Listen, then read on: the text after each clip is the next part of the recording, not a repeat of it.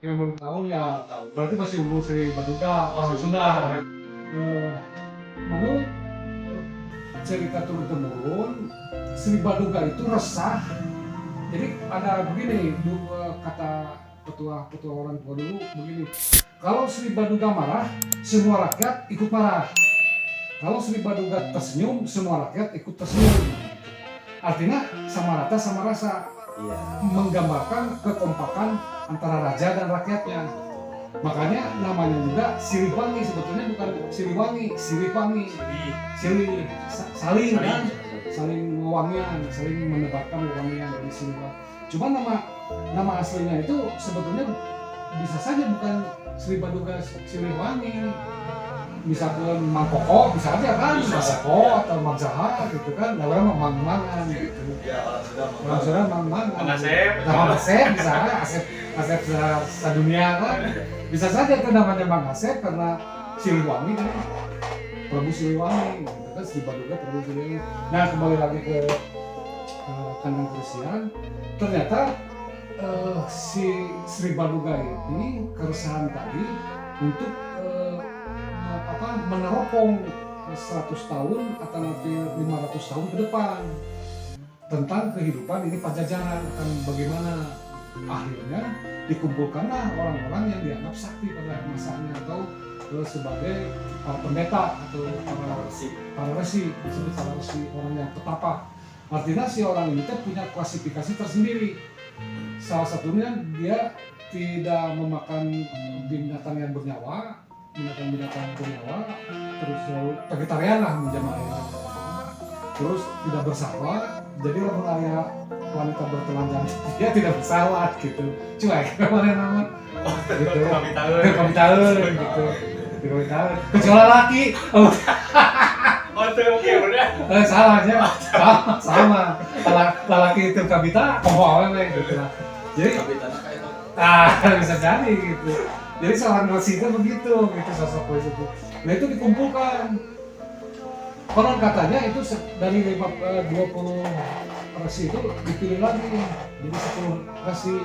Makanya kata Akang ini kan mengatakan bahwa ada dasar perbakti itu 10 perbakti itu ada hasil perumusan 10 orang ini. 10 orang ini. Nah yang uniknya itu di situ ada melahirkan sebuah mantra-mantra.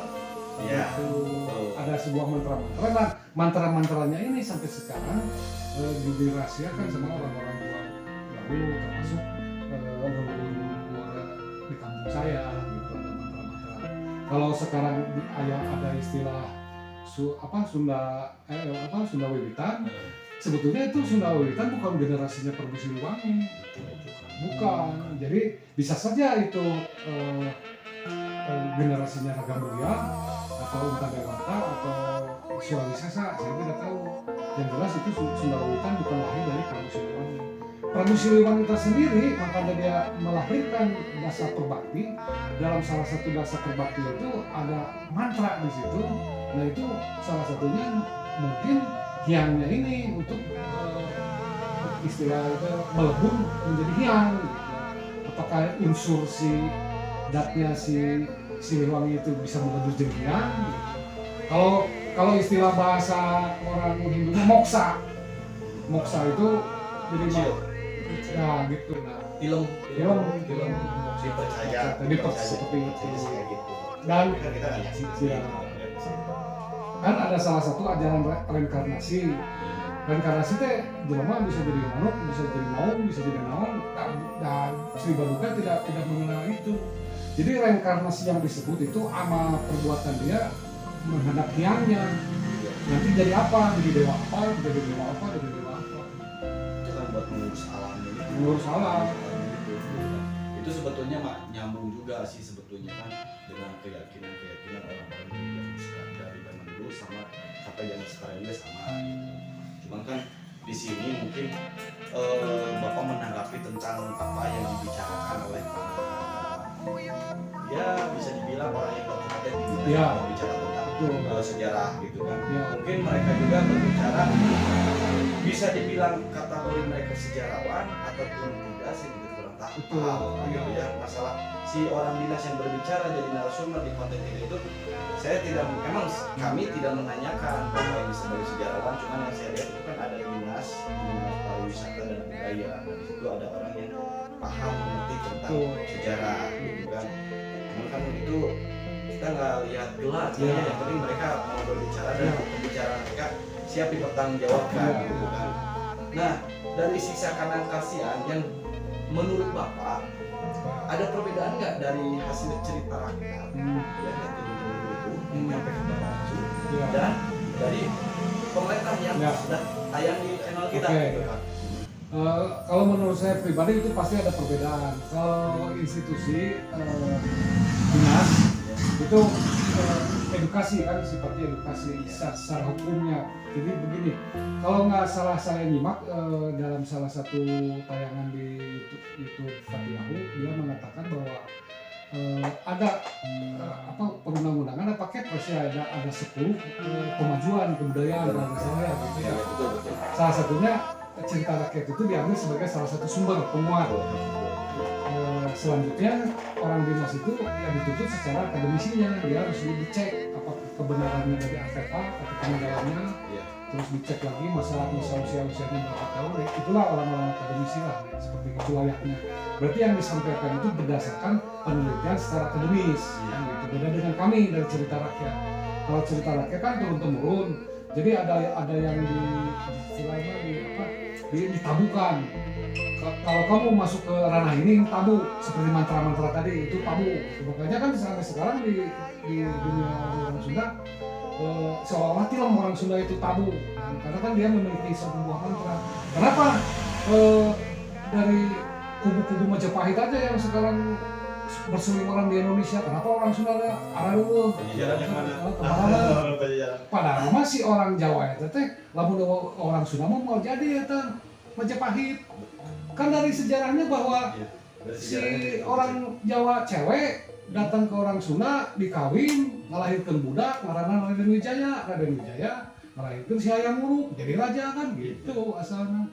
Makanya si Majapahit itu siapa itu menterinya si Majapahit ya, tidak bisa menaklukkan Nusantara kecuali Pajajaran turuannya yang menaklukkan mana. Nusantara hampir semua, dari suku Bantennya, dari Banten masih itu ditakluk. Cuman hanya Pajajaran orang Sunda yang bisa menakluk. Cuman persoalan di sini kan orang Sundanya kemaranan. Maka ada itu betul. Ada lirik lagu orang Sunda kemaranan. Orang Sunda. Bahasa itu. Orang Sunda tau. Nah, kemaranan mengakui orang Sunda, tapi kata kita nggak mau mulai budaya Sunda. Gitu. Masalah nama gitu. Bukan sebetulnya persoalannya gini. Pihak dari pemerintah terkait untuk mulai budaya Sunda tuh, saya pernah ngutip ini Pak, ini yang mungkin asik ya, yang saya pernah bicara ini. Ada orang, saya nggak bakal sebutin ya, cuman di channel kita ada itu lembaga yang kemitraan sama pemerintah, dia mitra Pemda, mitra pemerintah daerah. Kata pemerintah setempat, bukan zaman pemerintahnya sekarang, tapi yang 2024 ke belakang. Kalau berbicara tentang buat nyambung mulai seni budaya, bahasanya ngambur-ngambur ke anggaran, berikut hasil. Bukan ke situ konotasinya, harusnya gitu kan, bukan. Artinya kan gini, kata kita ngutip bahasa Soekarno, jangan lupakan sejarah, jas merah gitu. Negara itu terkenal dengan budayanya, dengan sejarahnya. Kalau budayanya, sejarahnya lama-lama hilang, udah nggak dipakai, maka jangan salahkan negaranya juga bakal hilang. Betul, ulangin gitu. Saya percaya. Ini kan sebetulnya Fatiahu ini Pak Akhir itu kan ingin harapan Fatiahu itu bukan hanya Bapak, kita juga ingin hak masyarakat lain yang misalkan mereka mengetahui tentang sejarah, yang ingin ada kemajuan daerahnya sendiri gitu kan. Kita juga mengundang sebetulnya, cuman ya karena mungkin ya kita juga nggak bisa menyalahkan mereka gitu kan. Karena kita udah berupaya hanya ya katanya ya namanya juga ya seperti kalian yang udah paham, emang paham. Acara waktu belum pada waktunya. Tapi makan ayo. Iya. mudah-mudahan kalau enggak mau dek saha Ya, nggak saha mau, deui. iya Ya, gitu ya, dek saha deui, gitu kan. betul. Jangan sampai kayak gini udah diklaim sama negara lain baru demo baru mau ribut oh batik ke Cina di Malaysia Cina batik di Malaysia orang batik mati Sunda gitu Sunda, kan. betul. Saya Batik percaya Sunda, itu. gitu kan. Bisa kan salah satunya itu batik Garutan. Batik Garutan. Itu batik Garutan zaman Sri Baduga itu ada. Malahan di Siksa Kandang Keresian itu disebut.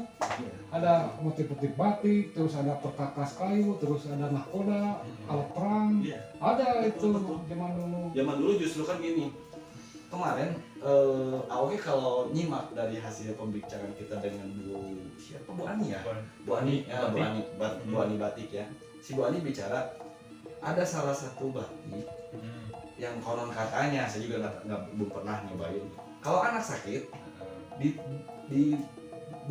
ditutupin lah ya kalau bahasa orang tua mah diselimutin pakai itu batik sembuh.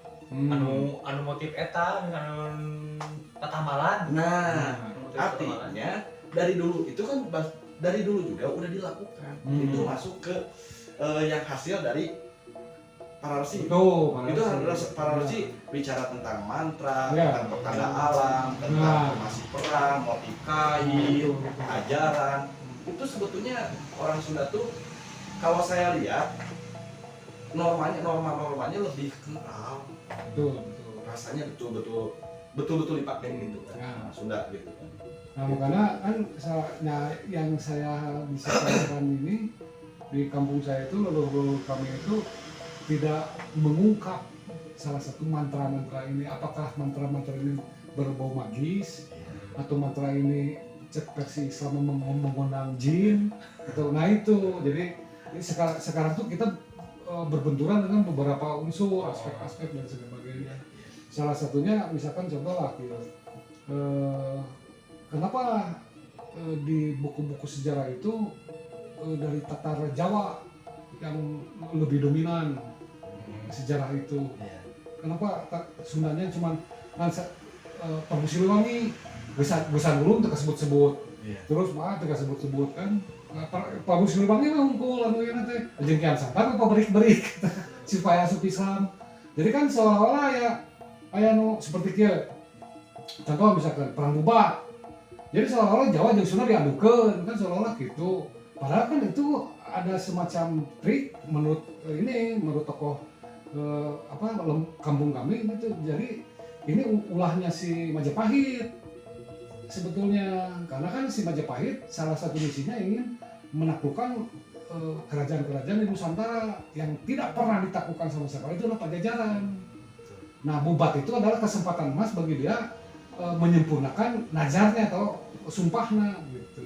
Kan sumpahnya mana untuk nggak ada hal fisik misalkan 5 tahun misalnya saya bersumpah tidak akan makan batu 5 tahun gitu. Ngomong gitunya ngomong. Kan misalkan saya tidak tahu tuh sumpahnya benar atau kan penyaksian pada waktu realita. Saya ngomong gitu kan. Nah, kalau misalkan orang Jawa ditanya, orang budayawan Jawa ditanya perang Bubat itu gara-gara apa? Pasti mana ngomong orang Sunda nyamperkeun ka Jawa. Terus diperangan orang Jawa. Nah, perang lain gara-gara salah. Kan gitu. Terus si itu cenah ngalamar Raja si Hayam Wuruk. Si awewe nyamperkeun lalaki kan seolah-olah gitu. Padahal tidak kayak gitu kan. Sebetulnya si Bubat itu adalah sebuah perbatasan antara wilayah kekuasaan Pajajaran dan kekuasaan Majapahit. Berarti pada waktu hari itu Pajajaran tidak pernah ditaklukkan sama Majapahit kan bagaimana itu. Rek ditaklukkan kumaha bahwa itu akina kan. Eta teh Pajajaran teh akina lamun eueuh sieun teh maneh mau aja aya tah. Aya makanya sampai ke kaina orang Sunda cara ricing kan nu boga Nusantara bisa jadi gitu ya.